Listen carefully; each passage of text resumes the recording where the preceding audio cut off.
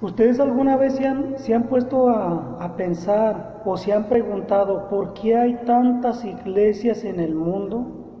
¿Por qué hay una iglesia aquí, otra allá, otra allá, otra allá y todas predican diferente? Por qué predican unos una cosa y otros otra? ¿De dónde creen ustedes que viene toda esta confusión? Yo lo único que les puedo decir que de Dios no viene. Todo esto de esa división que hay en este mundo, en el mundo religioso, no viene de Dios, eso viene del enemigo. Hay unas personas que aseguran que la salvación se da solamente con unas simples palabras, con un versículo de la Biblia. Y yo les aseguro que a lo mejor muchos de ustedes han escuchado esas palabras que te dicen que solamente confieses a Jesucristo con tu boca y crees en tu corazón y serás salvo. Pero eso es una real mentira, eso no es así de sencillo. La salvación no depende de unas simples palabras, de una frase o de un versículo de la Biblia. La salvación depende de lo que uno haga en este mundo. Si uno hace actos buenos, si uno cumple o no que cumpla, sino que trate de cumplir con los mandamientos de la ley de Dios, que uno se esfuerce en hacer eso, de eso depende la salvación del ser humano, no de unas simples palabras solamente. Vean lo que dice Romanos 10:9. Estas personas que dicen eso están completamente convencidas de que solamente es así, nomás con que confieses con tu boca y crees en tu corazón y ya.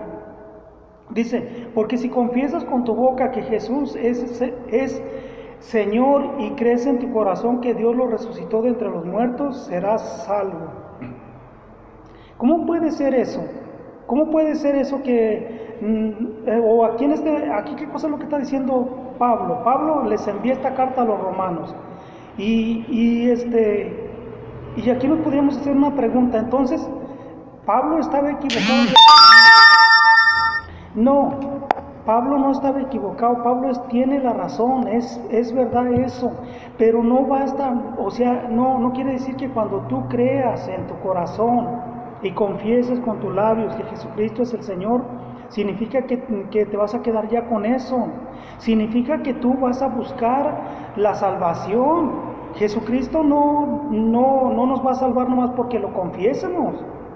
Jesucristo no nos va a salvar solamente porque creamos en Él. Los demonios también creen en Él y los demonios no se van a salvar. Entonces es una mentira.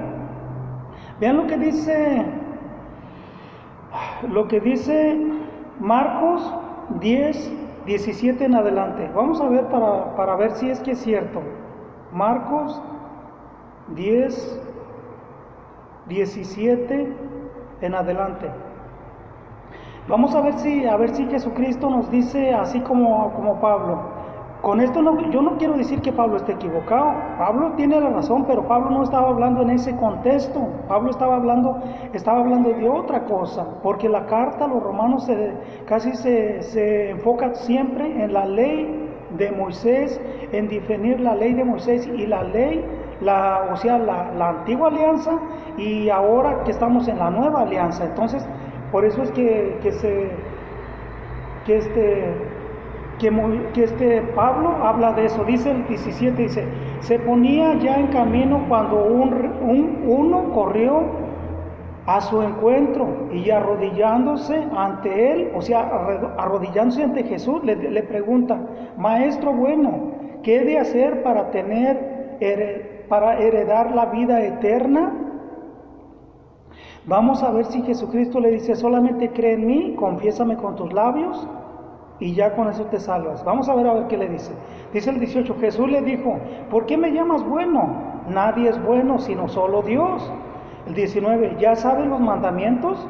No mates, no cometas adulterio, no robes, no levantes falsos testimonios, no seas injusto, honra a tu padre y a tu madre.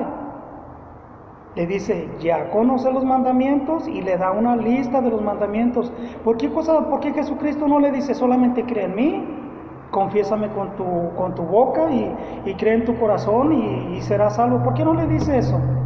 Porque entonces podríamos decir que Pablo está contradiciendo al Señor. No, significa que Pablo está hablando de otra cosa. Tenemos que analizar el contexto de ese versículo para saber de qué está hablando Pablo. Ahora vean lo que dice el libro de los Hechos en el capítulo 2, versículo 36 en adelante, para que ustedes vean. A Pedro también le hacen una pregunta. Le hacen una pregunta de esto acerca de la salvación. Y vean Pedro qué cosa les dice. A ver si Pedro les dice: solamente confiesa con tus labios y cree en tu corazón y serás salvo. Vean lo que dice. Dice: Pedro y todos los apóstoles acaban de salir de un lugar donde recibieron el Espíritu Santo y están hablando en lenguas y Pedro está predicando la palabra de Dios después de haber recibido el Espíritu Santo.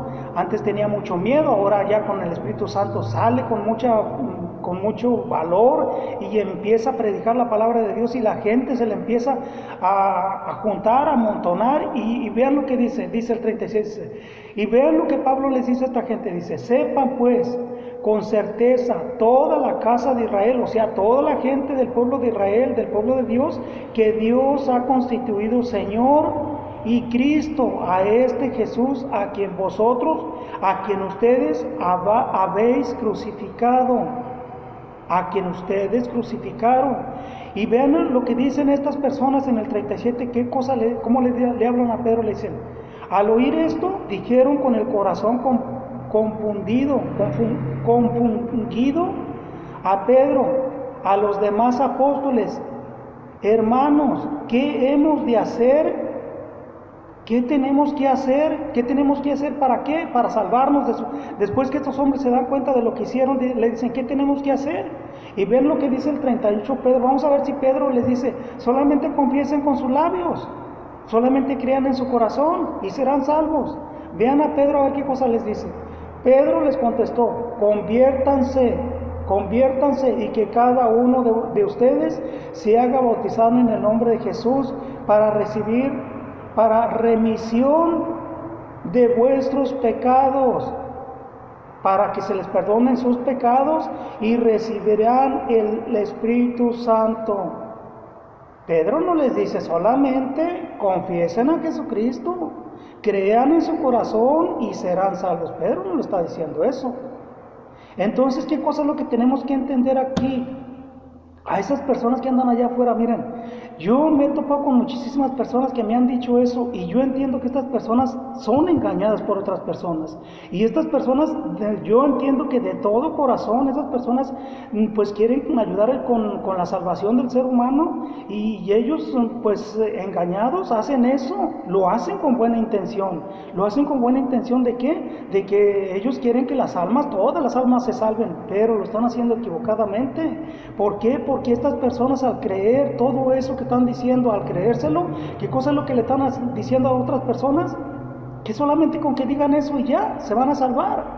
¿Y a dónde los están mandando? A que ya no hagan todo lo que Jesucristo nos está mandando, cumplir los mandamientos, porque de hecho hay muchas personas que ya creen que cuando confiesan eso, cuando dicen eso, ya pase lo que pase, hagan lo que hagan, ya esas personas ya son salvas. Y eso es una mentira. Esa es una mentira porque no es así. Ahora vamos a ver lo que dice Hechos 16, 29. Aquí mismo en este libro. Aquí ya no es Pedro, aquí ahora es Pablo. Pablo es el que escribió la carta a los romanos, el versículo que le leí, Romanos 10:9. Ahora es Pablo acá el que está hablando también, pero es diferente. Vean lo que dice el versículo 29. Aquí Pablo y Silas están presos.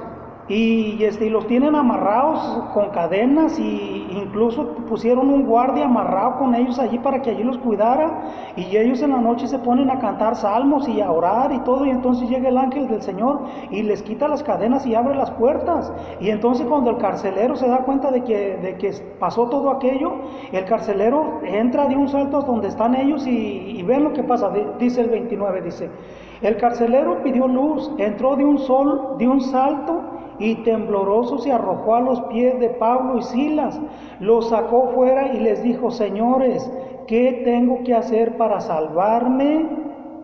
Señores, escuchen, ¿qué tengo que hacer para salvarme?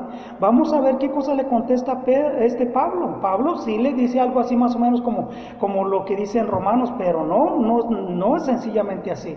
Dice el 30, dice: lo sacó fuera y les dijo: señores, ¿qué tengo que hacer para salvarme? Le respondieron: ten fe en el Señor Jesús y te salvarás tú y tu casa. Tener fe en el Señor, que tú vas a creer en el Señor y que le vas a creer lo que Él te está mandando, lo que Él te está diciendo, que tú vas a obedecerlo. Eso es lo que significa. Dice el 32, dice: y le anunció la palabra. Escuchen, voy a leer el 31 otra vez. Dice: le respondió: ten fe en el Señor Jesús tú y te salvarás tú y tu casa. Y les anunciaron la palabra del Señor a él y a todos los de su casa. ¿Qué cosa les anunciarían? Que vean lo que pasó. O sea, ¿qué cosa fue lo que les anunció? ¿Qué fue lo que les leyó en la palabra de Dios para que estos hombres hicieran esto que hicieron en el versículo 33? Escuchen lo que dice: en aquella misma hora de la noche, el carcelero los tomó consigo y les lavó las heridas. Inmediatamente recibió el bautismo, él y todos los suyos. ¿Para qué se tenía que bautizar? ¿Para qué se tenía que bautizar? Imagínense que Pablo, cuando les predicó la palabra de Dios, si les repitió las palabras de Romanos 10:9, que les dijo: solamente cree en el Señor, solamente cree en el Señor y confiésalo con tu boca y serás salvo tú y tu familia. Entonces, ¿para qué estos hombres se bautizaban? ¿Por qué se bautizaron? Porque Pablo no les dijo eso, porque Pablo les dijo que tenían que lavar sus pecados en el bautismo. Por eso es que pasó eso. Vamos a ver qué dice Juan en el capítulo 6. Yo se los he leído muchas veces ya este capítulo a ustedes en muchas ocasiones.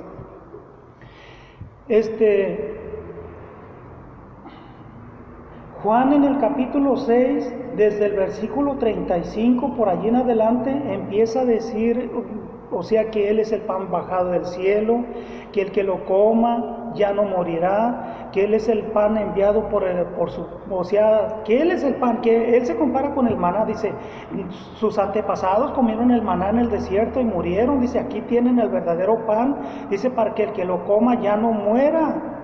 Y ese pan es Jesús. Y vean lo que dice en el versículo 54. Dice: el que come mi carne y bebe mi sangre tiene vida eterna, y yo lo resucitaré en el último día. ¿Qué significa resucitar en el último día? Jesucristo va a resucitarnos para la vida eterna o para la condenación eterna, ya sea para una cosa o para la otra. Pero aquí dice, el que come mi carne y bebe mi sangre tiene vida eterna.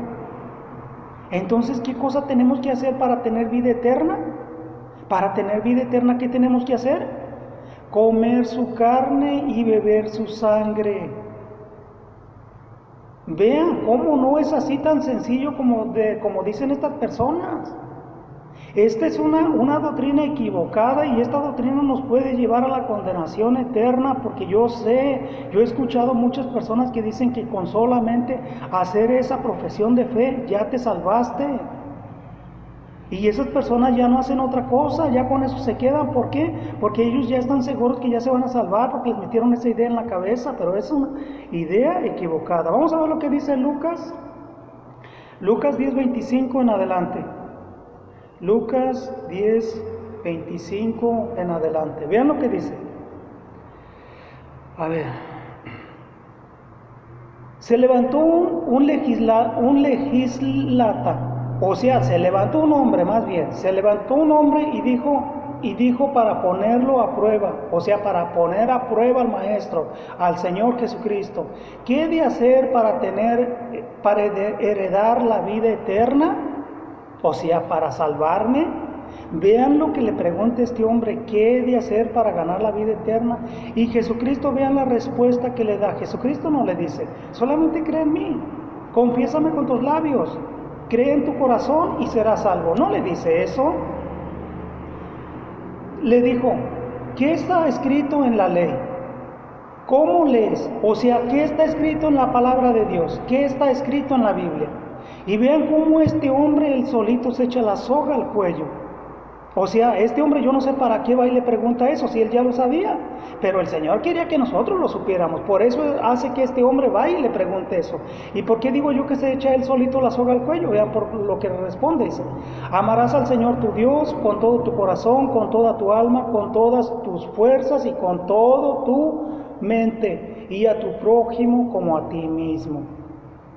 Jesucristo no le dijo, pues solamente cree en mí, confía en mí, confiésame. Y vean lo que contesta Jesucristo en el versículo 28. Jesucristo le dijo entonces, bien has respondido, eso haz y vivirás. ¿Qué significa eso haz y vivirás? Significa que si tú haces eso, vivirás la vida eterna. Pero no es así como la gente lo malinterpreta o como lo está interpretando, no es así. Ahora, este versículo nos manda a nosotros, aquí podemos encontrar dos tipos de cristianos o dos tipos de personas. Este versículo nos está diciendo que amarás a Dios con todo tu corazón, con todas tus fuerzas, con toda tu alma, con todos tus deseos, con todo tu ser. Significa que si tú amas al Señor con esa intensidad, tú no vas a dejar de ir un domingo a misa. Bueno, ahorita con eso de la pandemia, pues sí está un poco difícil, pero aún así, si tú de verdad amas al Señor con todo tu corazón, con todas tus fuerzas, el día del Señor, que es el domingo, tú no puedes faltar a misa. Y si no puedes ir por causa de la pandemia, pues escúchala en el celular, escúchala en el internet, en el radio. Ahorita hay tantos medios para que tú escuches la misa, pero no puedes quedarte sin escuchar misa.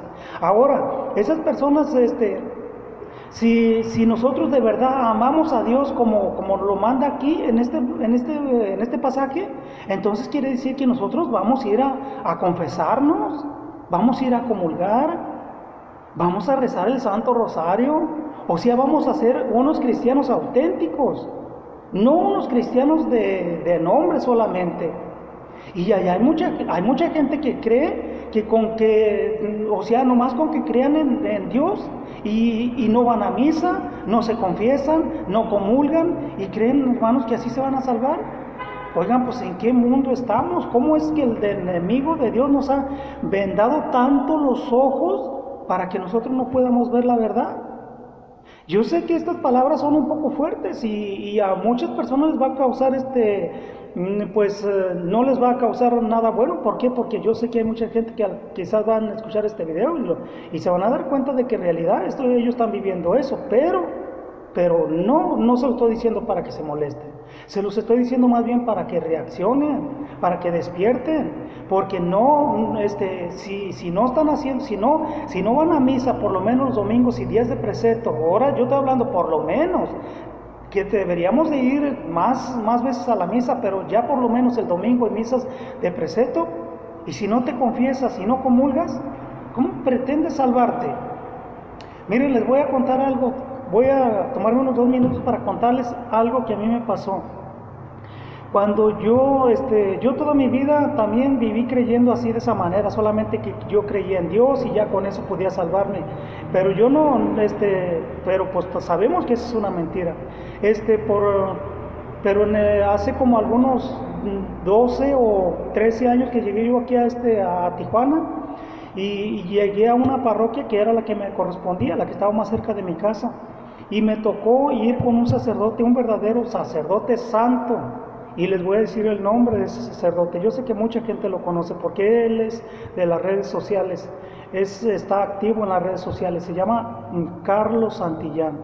Cuando yo llegué, ese sacerdote, a mí me encantaba cómo predicaba la palabra de Dios. Tiene una sabiduría increíble. Y si ustedes lo buscan en el internet, lo van a encontrar y se van a dar cuenta de la sabiduría que tiene este hombre. Y cuando yo empiezo a ir a misa, a mí me gustaban mucho las predicaciones de él, pero me dolían mucho porque me causaban mucho enojo a veces, porque a mí de esas predicaciones, hagan de cuenta que iban dirigidas a mí. Y así duré digamos, yo creo como por 2 o 3 años yendo a misa, pero yo nomás iba a misa, yo no me confesaba, no comulgaba, no participaba de la misa, no hacía nada, y hasta un día que dice algo así.